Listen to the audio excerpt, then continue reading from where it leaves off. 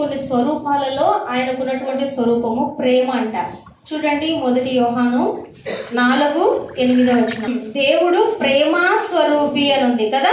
మనుషులందరి పట్ల ఎంత గొప్ప ప్రేమ కలిగి ఉన్నాడో మనందరం కూడా వాక్యానుసారంగా ఈ సమయం ముందు ఆలోచిద్దాము. దేవుని యొక్క స్వరూపాలలో ప్రాముఖ్యమైనటువంటి ఆయన పరిశుద్ధుడు అని ఉంటుంది.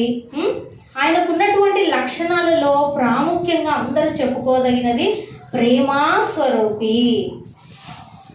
కాబట్టి ప్రేమకు నిలువెత్తున రూపముగా మన దేవుడు ప్రేమా స్వరూపే కాదు, మనుషుల ఎడల దేవుని ప్రేమ ఎలా ఉంటుందంటే యోహాను సువార్త 3:16 వాక్యంలో దేవుడు ఏం రాయించాడంటే, దేవుడు లోకమును ఎంతో ప్రేమించెను కాగా ఆయన తన అద్వితీయ కుమారుని మన కొరకు అనుగ్రహించాడు. లోకం అంటే మట్టి కాదై మనుషులోయ్ అన్నారు కదా కవులు. అంటే మట్టి కాదు లోకం అంటే, మనుషులు అంటే కనబడే ప్రతి మనిషి కూడా లోకం. భూమి వేరు, భూమి వేరు, లోకం వేరు. లోకం అంటే ఎవరు? మనుషులమైన మనమే లోకం అంటే కదా. అయితే దేవుడు లోకమును ఎంతో ప్రేమించాడంట. అందరి ఎడల దేవుని ప్రేమ ఎంతో ఉన్నతమైనదిగా ఉందంట. అంతేకాకుండా ఆయన యోగ్యత లేని ప్రజల ఎడల కూడా ప్రేమ చూపించాడంట.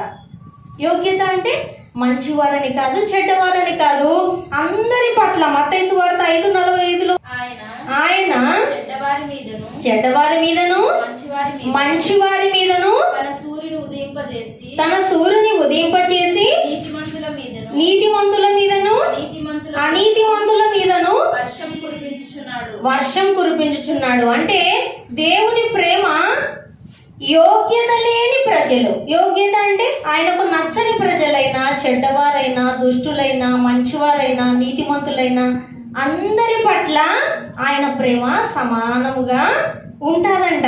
అంతేకాకుండా ఆయన ప్రేమ కనికరం కలదంట. ఎటువంటిది ఆయన ప్రేమ? చూడండి, ఎఫెసీయులకు రాసిన పత్రిక 2:4 ప్రకారంగా, అయినను దేవుడు కరుణా సంపన్నుడై ఉండి మనము మన అపరాధముల చేత చచ్చిన వారమై ఉండినప్పుడు సైతము మన ఎడల చూపిన తన మహా ప్రేమ చేత మనలను క్రీస్తుతో కూడా బ్రతికించెను. ఆయన ప్రేమలో ఏముంది? కనికరం ఉందంట. మనం అపరాధముల చేత చచ్చిన వారమై ఉండగా ఆయన ప్రేమ, కనికరము, జాలి పాపులను ఏం చేసింది? రక్షించేటట్లుగా చేసింది ఆయన ప్రేమ. అంటే ఆయన ప్రేమలో ఏముంది? కనికరం ఉంది. ఆయన ప్రేమ ఇంకా ఏం చేస్తుందంటే ప్రజలను రక్షిస్తుందంట, పరిశుద్ధతలో నడిపిస్తుందంట. దేవుని మర్చిపోవడమే ఉంటుంది ఈ లోక ప్రేమలో. దేవుని జ్ఞాపకం చేసుకునే ప్రేమ ఉంటుందా? ఉండదు. ఎవరి మధ్యలో చూసినా కూడా దేవుని ప్రేమ ఉండదు. అయితే దేవుని ప్రేమ అంటే ఎలా ఉంటుందంట? అందరినీ రక్షించేటట్లుగా ఉంటుందంట. అందరినీ కూడా పరిశుద్ధమైన మార్గంలో నడిపించే విధంగా ఉంటుందంట దేవుని ప్రేమ. ఇవన్నీ కూడా మనుషుల ఎడల దేవుడు కలిగి ఉన్నటువంటి ప్రేమ.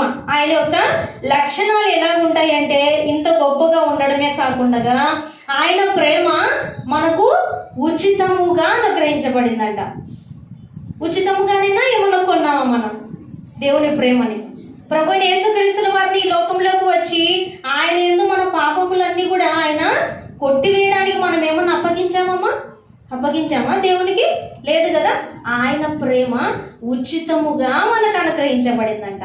దేవుని యొక్క లక్షణాలు, దేవుని యొక్క ప్రేమ మనుషులందరి పట్ల ఉందంట.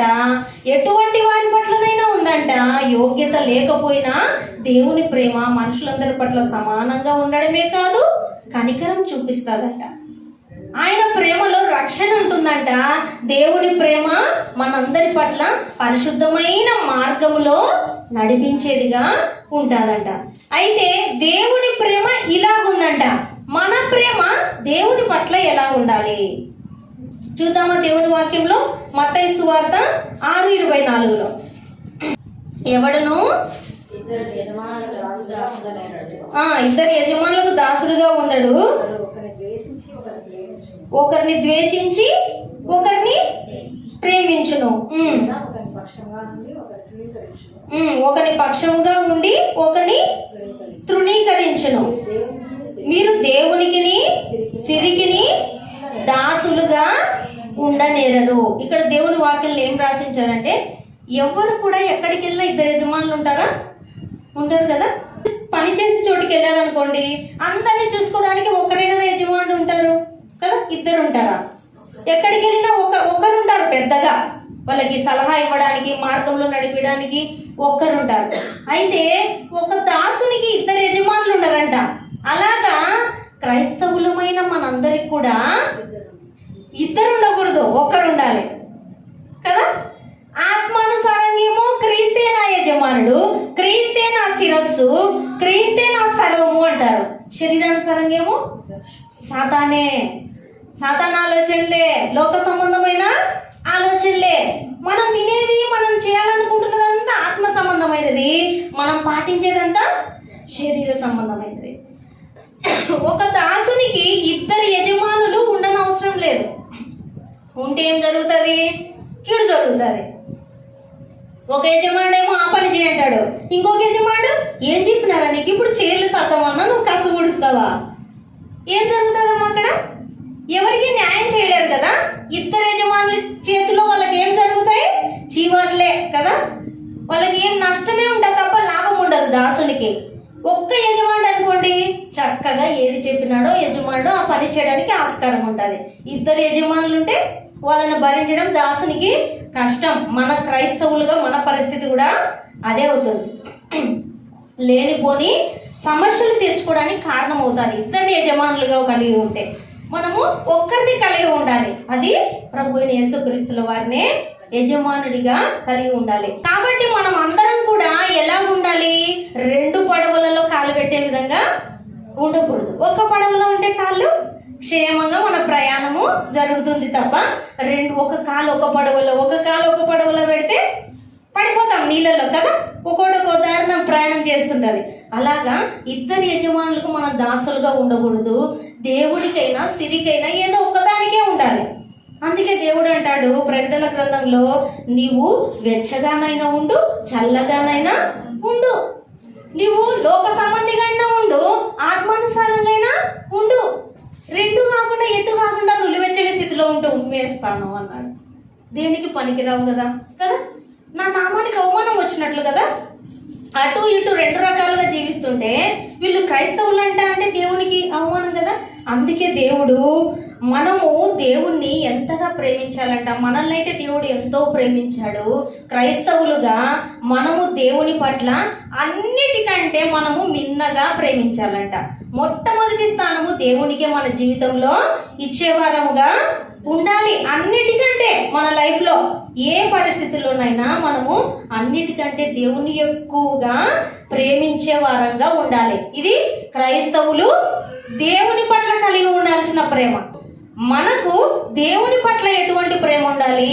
మన లైఫ్లో అన్నిటికంటే మిన్నగా మనము దేవుణ్ణి ప్రేమించే వారంగా ఉండాలి. అంతేకాకుండా దేవుని వాక్యంలో రాయబడినట్లుగా మత్తయి సువార్త 22వ అధ్యాయము 37 ఏమన్నామా ఇక్కడ? మొదటి 37వ వచనంలో, అందుకైనా నీ పూర్ణ హృదయముతో, నీ పూర్ణ ఆత్మతో, నీ పూర్ణ మనస్సుతో నీ దేవుడైన ప్రభువును ప్రేమించాలి. ఇది ఎన్నో ఆజ్ఞ అంట. మొట్టమొదటిది ముఖ్యమైన ఆజ్ఞ అంట ఇది. ఈ ఆజ్ఞ మనకి ధర్మశాస్త్రం అంతా కూడా 2 ఆజ్ఞలలో ఇమిడి ఉంది. అదేంటిదంటే పూర్ణ హృదయంతో, పూర్ణాత్మతో, పూర్ణ మనసుతో దేవుని ప్రేమించాలి.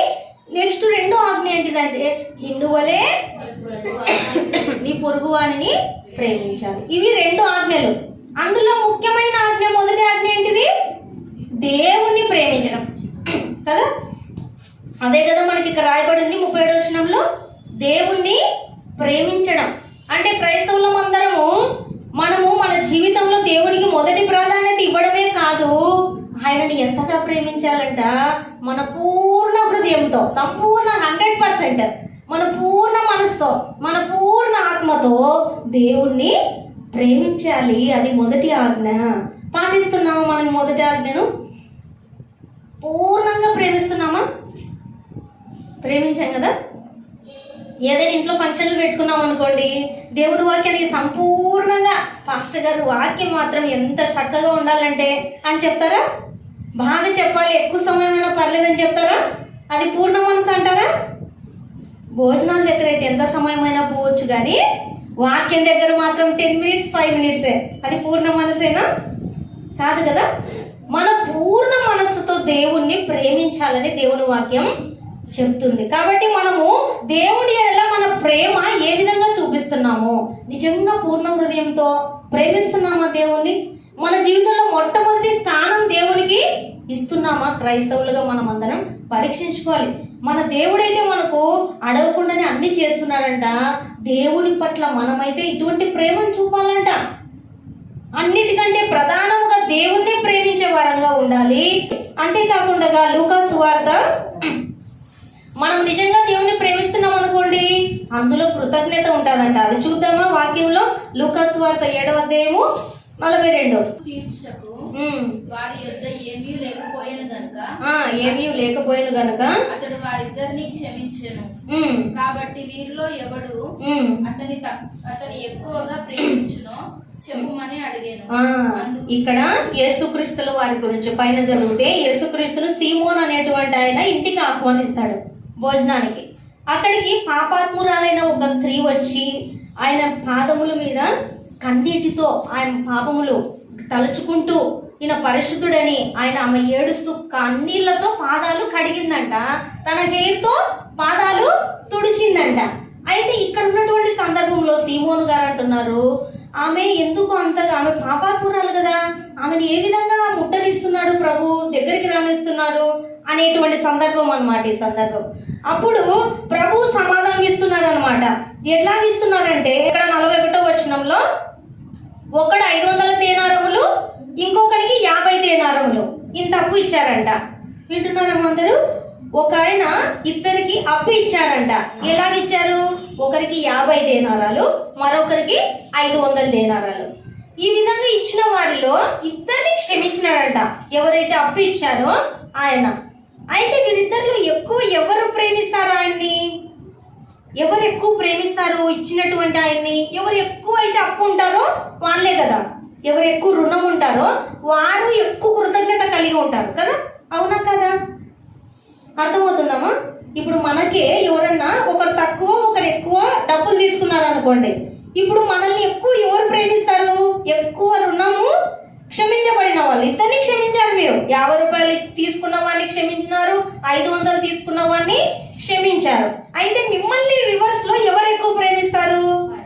500. ఎవరైతే ఎక్కువ 50 రూపాయలే ఆయన క్షమించింది అనుకుంటారు కదా. ఎక్కువ తీసుకున్న వాళ్ళు, నన్ను లేనప్పుడు సమయంలో పాపం క్షమించింది, అంత డబ్బులైనా సరే తీసుకోలేదని ఎక్కువ ప్రేమిస్తారు కదా. అలాగా పాపాత్మురాలైన స్త్రీ ఆమె చేసినటువంటి ఒక పాపములు, ఆమె దేవుని పట్ల ప్రభువు పట్ల చూపించినటువంటి ఆ విస్తారమైన ప్రేమను బట్టి, ఆ 47 చదవండమ్మా. ఆమె విస్తారంగా ప్రేమించను గనుక ఆమె యొక్క విస్తార పాపములు క్షమించబడనని నీతో చెప్పుచున్నాను. సీమోను ఇంటికి వచ్చిన తర్వాత కాళ్ళు కడుక్కోనికి నీళ్ళు ఇవ్వలేదంట. భోజనానికి పిలిచినారంట ప్రభువుని, కాళ్ళు కడుక్కోండి ప్రభు అని నీళ్ళు ఇవ్వలేదంట. అని ఆయనకు ఆయిల్ పెట్టడానికి ఏదన్నా మంచి చెడులు మర్యాదలు ఉంటాయి కదమ్మా కొన్ని. ఇంటికి వచ్చినట్టే కూర్చోండి, తాగండి, చెయ్యండి, ఇట్లా కొన్ని మర్యాదలు తెలుసు కదా స్త్రీలందరికీ. అటువంటివి సీమోన్ గారి ఇంటికి ఎవరైతే పిలిచారో ఆయన చేయలేదంట. పాపాత్మురాలైన స్త్రీ మాత్రము ఆయన దగ్గరికి వచ్చినప్పటి నుంచి ఆయనను ముద్దు పెట్టుకుంటుందంట. ఆమె కన్నీళ్లతో పాదాలు తడిపిందంట. ఆమె పాపాలు క్షమించమని ఎంతో ఆమె ప్రాధేయపడుతుంది. ఆ హృదయాన్ని చూసిన ప్రభు అంటున్నాడు, ఆమె పాపాత్మురాలని నువ్వు అంటున్నావు కదా, ఎవరైతే విస్తారంగా ప్రేమిస్తారో నన్ను, వారి యొక్క విస్తారమైన పాపాలు క్షమించబడతాయి అంటున్నాడు ప్రభు. ఇప్పుడు నిజంగా దేవుణ్ణి ప్రేమించాల్సింది, మనం నిజంగా ప్రేమిస్తుంటే మనం ఎలా ఉండాలి? కృతజ్ఞత పూర్వకమైనటువంటి హృదయం కలిగి ఉండాలి. మనం ఊరికనే ప్రేమిస్తున్నామా దేవుణ్ణి? ప్రభు నమ్ముకున్న వాళ్ళందరమా చాలా మట్టుకు స్పాన్సర్ చేయడమైనా, దేవుని సేవలో ఎక్కువ శ్రమ పడ్డమైనా ఊరికనే వేస్తున్నారా వాళ్ళు? వాళ్ళ జీవితంలో ఫస్ట్ దేవుడు ప్రేమించాడు కాబట్టి వాళ్ళు కూడా 10 మందికి ప్రేమను పంచుతారు. అంటే ఏంటిది? కృతజ్ఞత చూపిస్తున్నారు క్రైస్తవులు. అలాగా ఈ యొక్క స్త్రీ, పాపాత్మురాలైన స్త్రీ, ఆమె విస్తారమైన పాపాలు ఎన్ని చేసినా ఆమె ప్రభువును ప్రేమించిన దాంట్లో కొట్టివేయబడినాయంట. అలాగా మనము దేవుని పట్ల ఎటువంటి ప్రేమ చూపిస్తున్నామో మనల్ని మనము పరీక్షించుకోవాలి. ఈ సమయంలో మనం చేసేటువంటి ఎటువంటి దోషాలైనా క్షమించబడాలంటే దేవుని పట్ల మనము కృతజ్ఞత హృదయపూర్వకమైన, ఆయనే మనల్ని మొదట ప్రేమించాడంట, మనం ప్రేమించలేదంట. వాక్యంలో రాయబడి ఉంది, దేవుడే ఫస్ట్ మనల్ని ప్రేమించాడు. ఆ కృతజ్ఞతగా మనం ప్రేమిస్తున్నాం తప్ప మనమేం పెద్ద ప్రేమించలేదు దేవుణ్ణి. ఇప్పుడు వాక్యానుసారంగా దేవుడు కోరుకుంటున్నాడు, నేను మిమ్మల్ని ఇంత ప్రేమించినాను కదా, క్రైస్తవులుగా మీరు నా పట్ల ఎటువంటి ప్రేమ కలిగి ఉన్నారు? కృతజ్ఞతగా ఉండాలి మీ ప్రేమ కదా. మనమందరం ఏదో ఒక విషయంలో తప్పిపోయినప్పుడు మన యొక్క పాపములు మనము దేవుణ్ణి ప్రేమించేదాన్ని బట్టి క్షమించబడతాయంట. ఎలాగైతే పాపాత్మురాలైన స్త్రీ ఆమె దేవుణ్ణి ఎంత ప్రేమించిందో అంతగా ఆమె యొక్క పాపాలు కొట్టివేయబడినాయంట. మరి మనం ఎంత ప్రేమిస్తున్నాం? మనం ఎంత ప్రేమిస్తే మన యొక్క దోషాలు అంతగా కొట్టివేయబడతాయి. ప్రేమిస్తున్నామా మనం దేవుణ్ణి? దేవుని పట్ల కృతజ్ఞత మనసు కలిగి ఉన్నామా? దేవునికి నేనే ఎక్కువ చేస్తున్నాను అనుకుంటారు కొంతమంది మనసులో. ఎంత ఎక్కువ చేస్తున్నాను అనుకుంటారు. నిజమా? దేవుడు మనకు చేసిందంతా పోలిస్తే కృతజ్ఞత చూపిస్తున్నాం అంతే తప్ప దేవుడే మనల్ని ఫస్ట్ ప్రేమించాడు. మనము కూడా ఆ ఒక్క కృతజ్ఞత కలిగి దేవుని పట్ల ప్రేమను కలిగి ఉండాలని దేవుని వాక్యం ద్వారా మీకు హెచ్చరిక చేస్తున్నాను. అంతేకాకుండా దేవుణ్ణి మనం ప్రేమిస్తున్నామంటే మనలో ఏముండాలి? విధేయత.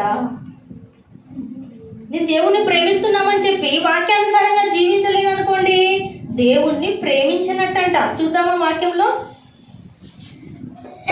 యోహాను సువార్త 14:15, మీరు నన్ను ప్రేమించిన యెడల నా ఆజ్ఞలను గైకొందురు. ఏమంటున్నాడు దేవుడు? మీరు నన్ను ప్రేమిస్తున్నారని చెప్తున్నారు కదా, నిజంగా మీరు నన్ను ప్రేమిస్తే ఏంటి తెలుసా గుర్తు? మీరు నా ఆజ్ఞలు, నా మాటలు ప్రకారంగా జీవిస్తారు. మనము నిజముగా దేవుని ప్రేమిస్తుంటే మనలో ఎలాంటి స్వభావం ఉండాలి? విధేయత స్వభావం. విధేయత అంటే దేవుని మాటలు పాటించడం, దేవుని ఆజ్ఞల్ని అనుసరించడం. దేవుని వాక్యానుసారంగా నడుస్తున్నామో లేదో మనకు తెలిస్తే మనం నిజంగా దేవుని ప్రేమిస్తున్నామో లేదో కూడా మనకు అర్థం అవుతుంది. దేవుని మాటలు మనం ఎప్పుడైతే నిజంగా నేను పాటిస్తున్నానో దేవుని విషయంలోని, ఎప్పుడైతే మన పైన మనకు నమ్మకం ఉంటుందో అప్పుడు నిజంగా ప్రతి ఒక్కరు కూడా దేవుణ్ణి ప్రేమించిన వారేని దేవుని వాక్యము సెలవిస్తుంది. అంతేకాకుండా ఇతరులకు మేలు చేయుట ద్వారా కూడా మనం దేవుణ్ణి ప్రేమిస్తున్నామని మనల్ని మనము పరీక్షించుకోవచ్చంట. అంతే కదమ్మా? నిన్ను వలె నీ పొరుగువాన్ని ప్రేమించమనేటువంటి ఆజ్ఞ ప్రకారముగా మనము ఇతరులకు మేలు చేయాలి. చూడండి, 1 యోహాను 4:12లో, ఏ మానవుడును దేవుణ్ణి ఎప్పుడునూ చూచి ఉండలేదు. మనం ఒకరినొకడు ప్రేమించిన యెడల దేవుడు మన యందు నిలిచి ఉండును, ఆయన ప్రేమ మన యందు సంపూర్ణమగును. దేవుని వాక్యంలో రాయబడినట్టుగా ఎవ్వరు ఎప్పుడు కూడా ఏ కాలంలో కూడా దేవుని చూడలేదంట మనుషులు. అయితే దేవుడు మనలో ఉండాలంటే మనం ఏం చేయాలంటే మనం ఒకరినొకరము ప్రేమించుకోవాలంట. అంటే క్రైస్తవులముగా నిజముగా మనము దేవుణ్ణి ప్రేమిస్తున్నామంటే అర్థము మనము ఇతరులను ప్రేమించే వారంగా ఉంటే దేవుని ప్రేమించినట్లంట. ఇన్ని రకాలుగా మనం దేవుని ప్రేమను నిజంగా కలిగి ఉన్నామో లేదో పరీక్షించుకోవచ్చు. ఆలోచిస్తున్నారమ్మా? ఇప్పటి వరకు మాట్లాడిన విధముగా మొట్టమొదటిగా మనం దేవుణ్ణి ప్రేమిస్తున్నాం అనుకోండి, మనలో ఏమేమి ఉండాలి? అన్నిటికంటే ఎక్కువగా మనము మన జీవితంలో మొట్టమొదటి స్థానం ఎవరికి ఇవ్వాలి? దేవునికి ఇవ్వాలి. మొదటి ఆజ్ఞ ప్రకారంగా దేవుణ్ణి మాత్రమే ప్రేమించే వారంగా ఉండాలి. ఇద్దరు యజమానులు ఉండకూడదు, ఒక దాసునికి ఒకరే ఉండాలి. అంటే మనము దేవునికి మాత్రమే దాసులుగా ఉండాలి. ఆయనను మాత్రమే ఎలా ప్రేమించాలి? మన పూర్ణ హృదయంతో. దేవుని పని ఏం చేసినా అనుకుంటా కొనుక్కుంటా దేవుని పని చేయడం కాదు. ఎలా ఉండాలి? పూర్ణ మనసుతో చేయాలంట. మన జీవితంలో మొట్టమొదటి స్థానం ఆయనకి ఇవ్వాలి. పూర్ణ మనసుతో ఆయనకి ఏమైనా చేసే వారంగా, ఆయన ప్రేమించే విషయంలో ముందడుగే వేసే వారంగా ఉండాలి. ఆయనను మనం ప్రేమిస్తున్నప్పుడు మనలో ఏముండాలి? కృతజ్ఞత హృదయం. ఏముండాలి? కృతజ్ఞత హృదయం. ఎందుకంటే మనమేమి ఆయనకి మొట్టమొదటిగా చేయట్లేదు. ఆయన మనకు చేసినందుకు మనం కృతజ్ఞతతో నీతిగా బ్రతుకుతాను, దేవుని పనిలో నేను కొద్దిగా వాడబడతాను, ఆత్మను రక్షించే విషయంలో కొంతమంది సహోదరులకు సహాయం చేస్తాను, రక్షించే మార్గంలో ఉంటానని మనం కృతజ్ఞతగా థ్యాంక్ఫుల్ గా చేస్తున్నాం తప్ప మనమేమి స్పెషల్ గా చేయడం లేదు. కాబట్టి దేవుణ్ణి ప్రేమిస్తున్నట్లయితే మనలో ఏముంటది? కృతజ్ఞత, ఆ ఒక్క మనస్సు ఉంటది, విధేయత స్వభావం ఉంటది. దేవుని మాటల్ని మనం గైకొంటుంటేనే, నిజముగా వాక్యానుసారంగా జీవిస్తేనే దేవుణ్ణి మనము ప్రేమించినట్లు. వాక్యానుసారంగా జీవించకపోతే దేవుణ్ణి ఏ మాత్రం కూడా ప్రేమించినట్లు కాదు. అంతేకాకుండా ఇతరులకు మేలు చేయడం ద్వారా మనం దేవుణ్ణి ప్రేమించినట్లు. కీడు చేస్తారా? ఎందుకంటే కీడు చేస్తే రెండో ఆజ్ఞ మిస్ అయినట్లు కదా. ఒక ఆజ్ఞ పాటించినట్టు, రెండో ఆజ్ఞ నిన్ను వల్ల నీ పొరుగువాన్ని ప్రేమించినట్లు. అంటే దేవుడు ఏమన్నాడంటే, ఇక్కడున్న నీ సహోదరుని నువ్వు ప్రేమించినప్పుడు ఎక్కడో ఉన్న నన్ను ప్రేమిస్తున్నా అంటే నేను ఎలా నమ్మాలి? నీ చుట్టూ ఉన్న సహోదరుల విషయంలో నువ్వు ద్వేషిస్తున్నావు, నన్ను మాత్రం ప్రేమిస్తున్నా అంటున్నావు. అయితే ఈ ప్రేమ సరైనది కాదంటున్నాడు దేవుడు.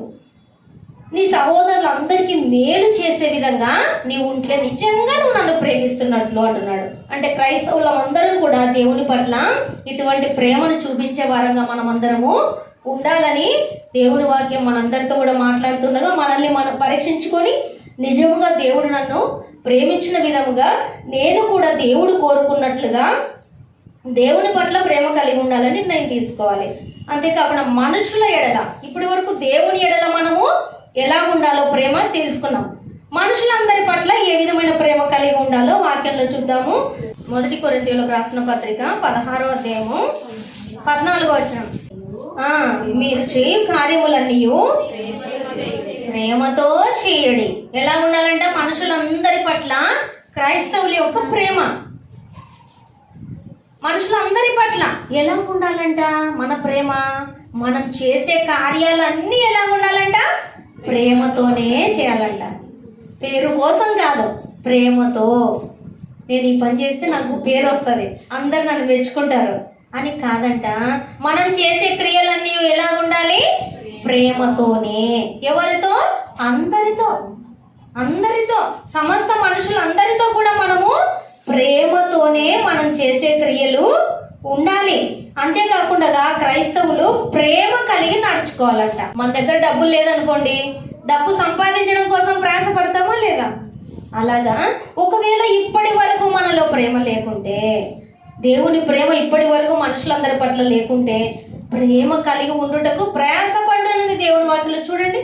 అదే 1 కొరింథీయులకు రాసిన పత్రిక 14వ అధ్యాయం 1వ వచనంలో ఉంది. అది మామూలుగా కాదు, ప్రయాసపడాలంట. ప్రేమ కలిగి ఉండుటకు మనం ప్రయాసపడాలంట. దేవుని ప్రేమ అందరి పట్ల చూపించే విషయంలో, నడుచుకునే విషయంలో మనం ప్రయాస ఉందా? ఉన్న ప్రేమను కూడా పోగొట్టుకునే వారంగా ఉన్నామా? ఏ ప్రయాస లేకుండా ఉన్న కాస్త ప్రేమను కూడా పోగొట్టుకునే వారంగా ఉన్నాం. కానీ దేవుడు అంటున్నాడు, మనుషులందరి ఎడల మనము ప్రేమ కలిగి ఉండుటకు ప్రయాస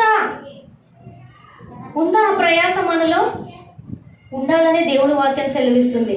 మీరు ప్రయాసపడండి. ప్రేమ లేకపోతే మీ హృదయంలో ప్రయాసతోనైనా, భారంతోనైనా, మీకు నచ్చకపోయినా, మీకు బాధ అనిపిస్తున్నా, ఏ పరిస్థితుల్లోనైనా మీరు ప్రయాసపడైనా సరే ప్రేమ కలిగి ఉండండి. అందరితో, మనుషులందరితో. మీరు నిజంగా క్రైస్తవులైతే మనుషులందరితో ప్రేమ కలిగి ఉండుటకు ప్రయాసపడుడి అంటున్నాడు దేవుడు వాక్యం ద్వారా. అంతేకాకుండా ఎఫెసీయులకు రాసిన పత్రిక 4వ అధ్యాయము 16వ వచనం.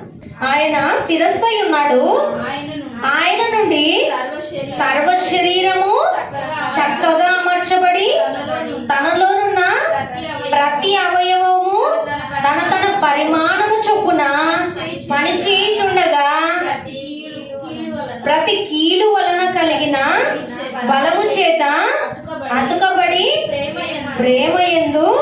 తనకు క్షేమాభివృద్ధి కలుగునట్లు శరీరమునకు అభివృద్ధి కలుగజేసుకొనుచున్నది. ఇక్కడ ఏమనుందంటే యేసుక్రీస్తుల వారు సంఘానికి ఏమై ఉన్నాడు? శిరస్సు. సంఘం అంటే ఎవరు? మనమే. అంటే కల్వరి టెంపుల్కి వెళ్ళే వాళ్ళు ఒక సంఘం, ఇంకా బాప్టిస్ట్ చర్చికి వెళ్ళే వాళ్ళు ఒక సంఘం. అదేనమ్మా? అందరూ అదే కదా భావిస్తారు? కాదు. ఏ చర్చికి వెళ్ళినా షలోమ్ అన్నా, మరణాత అన్నా, ప్రైజ్లాడన్నా, హల్లెలూయా అన్నా, ఏ సంఘం వాళ్ళని తీసుకున్నా క్రీస్తు నమ్ముకున్న వాళ్ళందరూ సంఘమే. ఏ చర్చికి వెళ్ళినా, ఎక్కడ వెళ్ళినా, రోడ్డు పైన జరుపుకున్నా క్రైస్తవులు క్రీస్తు నమ్ముకున్నారంటే వాళ్ళందరూ కూడా ఎవరు? సంఘము. ఆ సంఘానికి క్రీస్తు శిరస్సు అంట. మనమందరము అవయవాలం అంట. చెప్పాను కదా ఇంతకుముందు, ఒకరి కన్ను అయితే, ఒకరి ముక్కు అయితే, ఒకరి చెవి అయితే, మనమందరం ఏంటిది? ఆ ఒక శరీరంలో శిరస్సుగా ప్రభువు ఉంటే దేహంలోని అవయవాలంతా మనమంట. అది ఏ సంఘమైనా. అయితే నువ్వు బాప్టిస్ట్ చర్చ్, నువ్వు మా సంబంధివి కాదు. నువ్వు ఇంకా సిఎస్ఐ చర్చ్, నువ్వు మా సంబంధివి కాదు. నువ్వు కలర్ టెంపుల్, నువ్వు మా సంబంధివి కాదు అనుకోకూడదంట. అలాగ అనుకోకూడదు. ఎందుకని? ఆయన సంఘముగా ప్రభువు నమ్ముకున్న వాళ్ళందరికీ ఆయన శిరస్సు. మనమందరము అవయవాలంట. దేవుని వాక్యంలో రాయబడి ఉన్నట్లుగా దేవుడు కోరుకుంటున్నాడు మనమందరం కూడా సంఘముగా కట్టబడాలి. సంఘంగా కట్టబడాలి. నాకు చెయ్యి అవసరం లేదు, నువ్వు వేరే సంఘం, నువ్వు వద్దన్నావు అనుకో, ఆ చెయ్యి చేసే పని ఎక్కడికి వెళ్ళాలి కదా? మనకు ఒక కన్ను అవసరం, ఒక కన్ను వద్దనుకుంటామా? కావాలి. ఒక కాలు ఉందిలే, ఇంకొక కాలు వద్దనుకుంటామా? కావాలి కదా? ఒక శరీరంలో అన్ని అవయవాలు సరిగా పనిచేస్తేనే కదమ్మా చక్కగా ఉంటారు. అలాగ లేనందుకే కదా ఇప్పుడు ఇబ్బందులు కదా. దేవుని యొక్క సంఘం అంటే అందరూ, ఏ సంఘస్థులైనా ఎవరైనా అందరూ ఆయన శిరస్సుగా ఉన్నాడు. ఆ ప్రేమను ప్రతి ఒక్కరూ కనపరుచుకోవాలంట. నువ్వు ఆ సంఘం కాబట్టి నువ్వు తక్కువ, నేను ఎక్కువ అనేది లేదు కదా. అందరు సంఘంలోని అవయవాలు. మనమందరం కూడా ఎటువంటి క్రీస్తు ప్రేమనే కలిగి ఉండాలి. నువ్వు వేరు, నువ్వు నేను వేరని ఉండకూడదంట. మనుషులందరి పట్ల క్రైస్తవుల యొక్క ప్రేమ అందరినీ ప్రేమించే విధంగానే ఉండాలి. క్రీస్తు నమ్ముకున్న ప్రతి ఒక్కరు కూడా. అలా లేనందుకే మధ్యలో వాళ్ళు వచ్చి కొన్ని సమస్యలు ఏర్పరుస్తారు కదా. మనమే ప్రేమతో ఉంటే కుటుంబ సభ్యులు బయట వచ్చి పెట్టగలరా? బయట వచ్చి ఏం నేర్పించలేరు కదా. మనం సరిగా లేదని ఎప్పుడు తెలుస్తుందో వేరే వాళ్ళకి వస్తారు మధ్యలో చిచ్చు పెట్టడానికి. అలాగా సంఘము క్రీస్తు నమ్ముకున్న మనం సరిగా లేమనుకోండి, కలిసికట్టుగా మధ్యలో వస్తారు. ఇంకా అదే అయిపోయింది ఇప్పుడు నేటి కాలంలో. అదే జరుగుతుంది అన్నమాట. దేవుని పిల్లలమైన మనమందరం కూడా ఎవరిమైనా క్రీస్తు నమ్ముకున్నామంటే మనమందరం ఎవరు? సంఘంలోని అవయవాలము. కాబట్టి మనమందరం ప్రభు చెప్పినట్లుగా ప్రభు ప్రేమనే ఒకరి పట్ల ఒకరము చూపించుకుంటూ సంఘం కట్టబడేటట్లుగా ఉండాలంట. సంఘాలు బాగా కడుతున్నారు కానీ చర్చెస్ ఈ సంఘాలు కట్టబడ్డం లేదనమాట. కలిసికట్టుగా లేరు, కలిసికట్టుగా దేవుని ప్రేమలో లేరు. చర్చిలు అయితే పైకి లేస్తున్నాయి కానీ ఈ ఆత్మీయ జీవితం అయితే అణిగిపోతూనే ఉంది అనమాట. దేవుడికి ఏమి ఇష్టం? ఈ గోడలు లేపడం ఇష్టం లేదు దేవునికి. మనల్ని మెరుగుపరచుకోవాలా.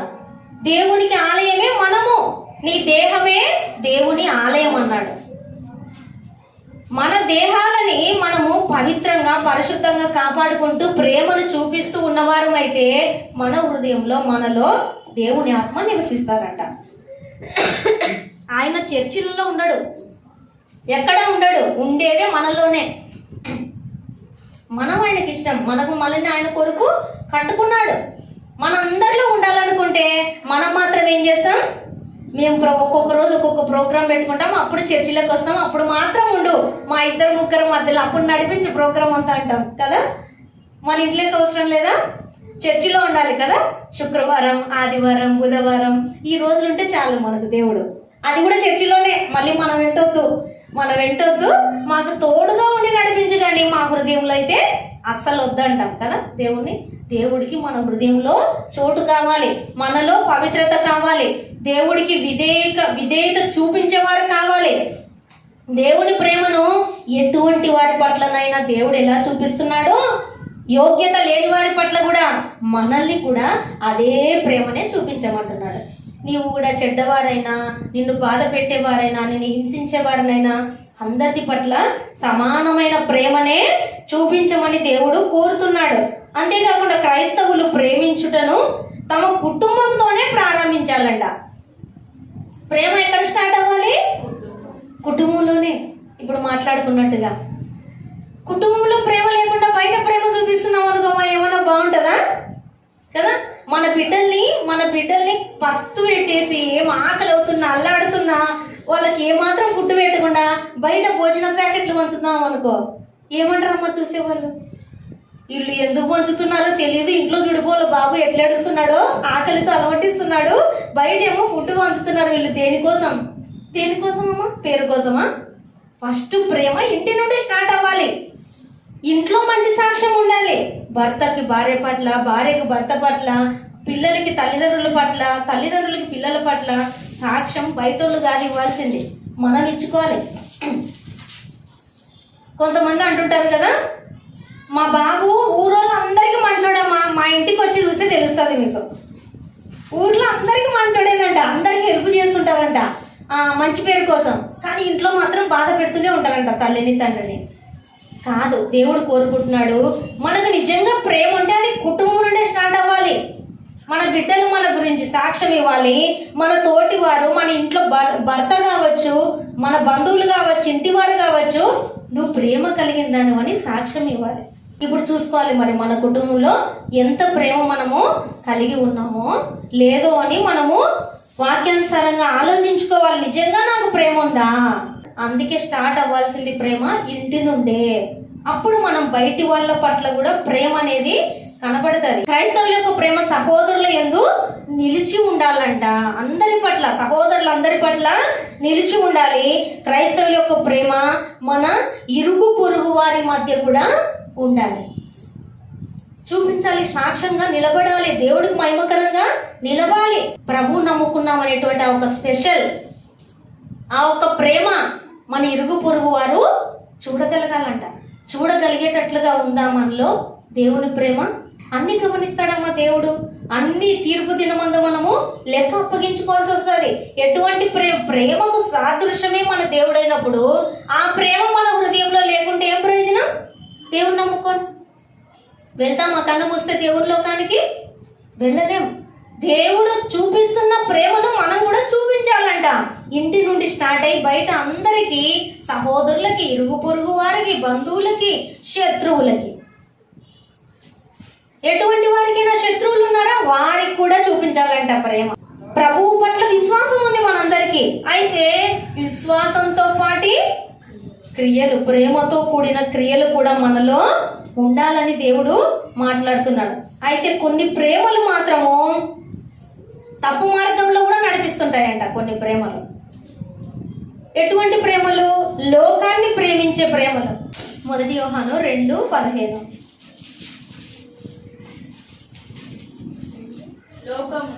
ఈ లోకములోనైనను 15 ఈ లోకమునైనను లోకములో ఉన్న వాటినైనను ప్రేమింపకుడి. అంటే ఏం చేస్తున్నాం? మనము ప్రేమిస్తున్నాం కాబట్టి దేవుడు ఏమంటున్నాడు? వేటిని ప్రేమించొద్దు అంటున్నాడు? ఈ లోకమునైనను, ఈ లోకంలో ఉన్న వాటినైనను ప్రేమింపకుడి. తర్వాత ఎవడైనను లోకమును ప్రేమించిన ఎడల అదే అంట. లోకాన్ని ప్రేమించాలనుకోండి, తండ్రి ప్రేమ వారిలో ఉండదు. దేవుడే కదమ్మా వాక్యం ద్వారా మాట్లాడుతున్నారు. మనము లోకములో ఉన్న వాటిని ప్రేమించినట్లయితే దేవుని ప్రేమ అంటే లోకాన్ని ప్రేమించే వాళ్ళు ఉన్నారు కాబట్టే కదా దేవుడు మాట్లాడుతున్నాడు. అంటే మనం ప్రేమిస్తున్నాం అనుకుంటాం కానీ ఈ లోకాన్ని ప్రేమిస్తుంటామంట, దేవుణ్ణి కాదు. లోకాన్నైనా, లోకంలో ఉన్న వాటినైనా వేటిని ప్రేమించిన దేవుని ప్రేమ వారిలో ఉండదు. కాబట్టి లోకములో ఉన్నదంతా ఇంతకుముందు మాట్లాడుకున్నాం మనం. శరీరాశ, నేత్రాశ, జీవకుడంబం, ఇవన్నీ కూడా మనలో లోకములో ఉన్న వాటిని ప్రేమిస్తే మనము దేవుని ప్రేమ మనలో ఉండదు. అంటే ప్రేమ తప్పుడు మార్గంలో కూడా నడిపించడానికి లోకాన్ని ప్రేమించినాం అనుకోండి, తప్పుడు మార్గం, అది మంచి మార్గం కాదు. ఈ లోకాన్ని ప్రేమిస్తే ఆ ప్రేమ తప్పు ప్రేమ తప్ప మంచి ప్రేమ కాదు అది. అంటే సరైనటువంటి ప్రేమనే మనం చూపించాలంట మనుషుల పట్ల. ఈ లోకాన్ని ప్రేమించేటట్లుగా ప్రవర్తిస్తూ ఈ లోకంలో ఉన్న వాటిని ప్రేమిస్తూ ఉంటేనే మనుషులకు నచ్చుతాం కదా. నాకు వాక్యం అంటే ఇష్టం, నేను దేవుడి వాక్యం చెప్పడం అంటే ఇష్టం, నాకు పాటలు పాడడం అంటే ఇష్టం అంటే ఎవరిన ప్రేమిస్తారా మిమ్మల్ని? ఫ్రెండ్స్ దూరం అవుతారు కదా పిల్లలకి. వాళ్ళకి ఎవరు జోడు బాగా అవుతారు? అరే మనం ఇక్కడికి పార్క్కి వెళ్దాము, మనం పలానా గేమ్స్ ఆడుకుందాము, మనం చక్కగా పలానా చోటికి ట్రిప్కి వెళ్దాము అన్నాం అనుకోండి, అటువంటి ఫ్రెండ్స్ వీళ్ళకి ఎక్కువ మంది అవుతారు అనమాట. అంటే లోకాన్ని ప్రేమించే వాళ్ళకి ఈ లోకం సరిపోతుందేమో కానీ దేవుణ్ణి ప్రేమించే వాళ్ళకి ఈ లోకంలో ఉన్న వాటినైనా ఈ లోకమునైనా ప్రేమిస్తే దేవుని ప్రేమ వారిలో ఉండదు. అటువంటి ప్రేమ మనం ఎన్నిక చేసుకోకూడదు. మనుషులు స్వార్థ ప్రియులు కూడా ఉంటారంట. స్వార్థంగా ప్రేమించే వాళ్ళు అంటే ఏదో ఒకటి ఆశ కలిగి ప్రేమిస్తారు. నిస్వార్థంగా ఉండాలి మన ప్రేమ. ఒకరి పట్ల ఒక విధంగా, మరొకరి పట్ల మరొక విధంగా అటువంటిది కూడా కలిగి ఉండకూడదు. అందరి పట్ల ఎటువంటి వారైనా, వాళ్ళు తక్కువ వారైనా ఎటువంటి వారినైనా మనము నిస్వార్థమైన ప్రేమనే మనం కలిగి ఉండాలని దేవుడు కోరుచున్నాడు. అంతేకాకుండా మనుషుల మెప్పు కోరే ప్రేమ కూడా ఉండకూడదంట. యోహాను సువార్త 12వ అధ్యాయము 42. అయినను అధికారులలో కూడా అనేకులు ఆయన యందు విశ్వాసం ఉంచిరి కానీ సమాజంలో నుండి వెలివేయబడుదురేమో అని ప్రభువును గురించిన విషయాలు ఇక్కడ. ప్రభువును కొంతమంది అనుసరించి భయపడకుండా ముందడుగేస్తున్నారంట. కొంతమంది అమ్మో ప్రభు గురించి అప్పుడు కాలంలో కొద్దిగా వెలివేస్తున్నారు ప్రభువుని నమ్ముకుంటే. అయితే వెలివేస్తారేమో, అమ్మ మాకు పేరు పోతుంది కదా, ఎందుకు ఈ ఊర్లో లేకుండా వెళ్ళిపోతాం అయిపోతాం కదా అనేసి కొంతమంది వెనుకడుగేస్తున్నారంట ప్రభువుని బట్టి. అంటే మనుషుల మెప్పు, మనుషుల కోసం, మనుషుల కొరకు దేవుణ్ణే పక్కన పెట్టేవారు కదా. మా ఇంటికి బంధువులు వచ్చారు కాబట్టి దేవుని సన్నిధికి ఈ సమయం ముందు రాలేమో, ఇటువంటివన్నీ ఏంటి మామ?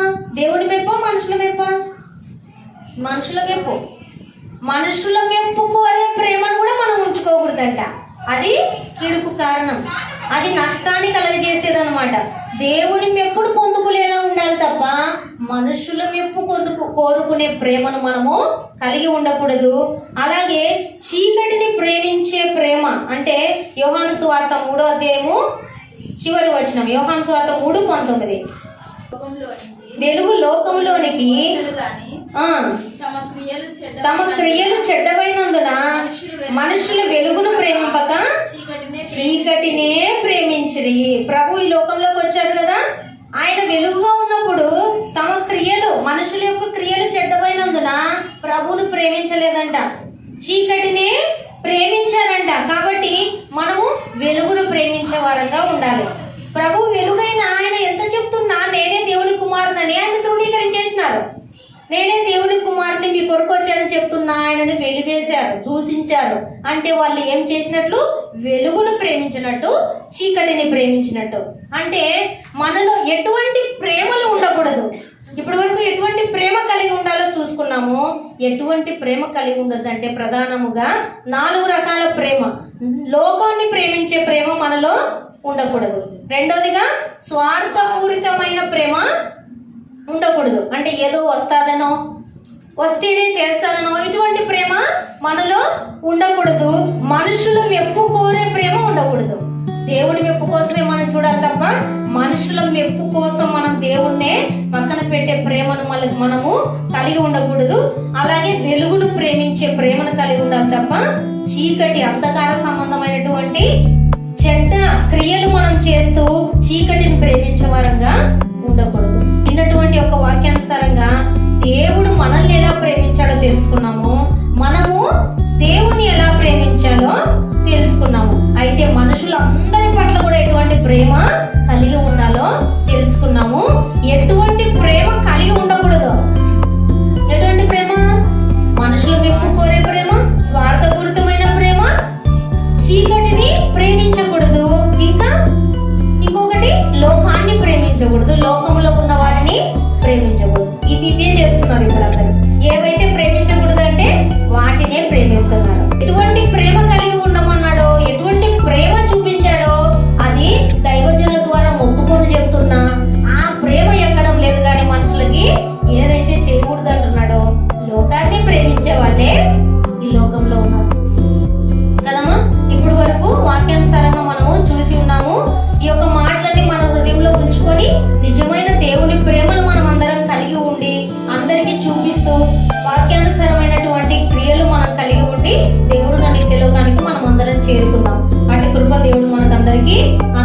దీవించును గాక.